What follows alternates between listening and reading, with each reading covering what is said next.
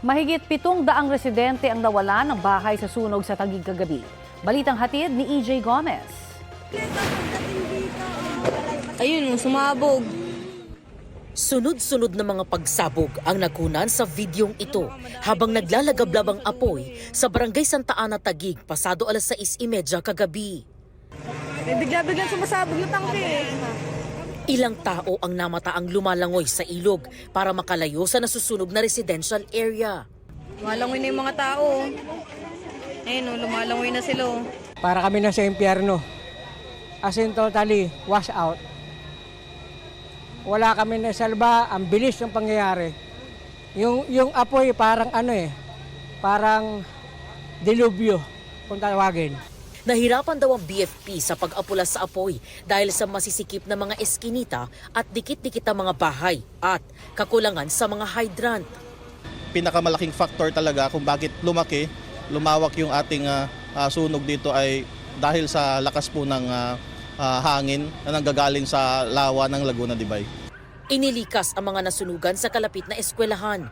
Ayon sa BFP, abot sa 175 na bahay ang natupok ng apoy. Nasa 350 pamilya o mahigit 700 individual ang apektado. Ang 81 anyos na si Lola Dolores na naka-wheelchair, pinagtulungan daw ilabas sa nasusunog na bahay. Naku, malaking apoy talaga doon sa dulo mo. Gusto ko. Sabi ko nga, naku, Panginoon ko, iligtas po ninyo kami sa apoy. Hindi ako makahinga sa init. Ako, Diyos ko. Sabi na nung ang bumbero, buhatin ko na kayo, binuhat ako. Nailigtas naman ng pamilya ni Hilda ang mga alaga nilang aso. Nung sigaw-sigaw na sa akin yung asawa ko na kunin na lang daw yung mga papeles, mga ganyan-ganyan. Yun lang nakuha namin yung papeles. Sabi ko, wait lang, sasalba ko lang itong mga alaga namin. Tapos yung mga damit, wala. Walang namatay o malubhang nasaktan sa sunog ayon sa BFP. Nasa 3.75 million pesos ang tinatayang pinsala ng sunog.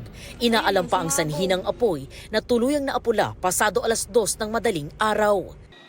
EJ Gomez, nagbabalita para sa GMA News.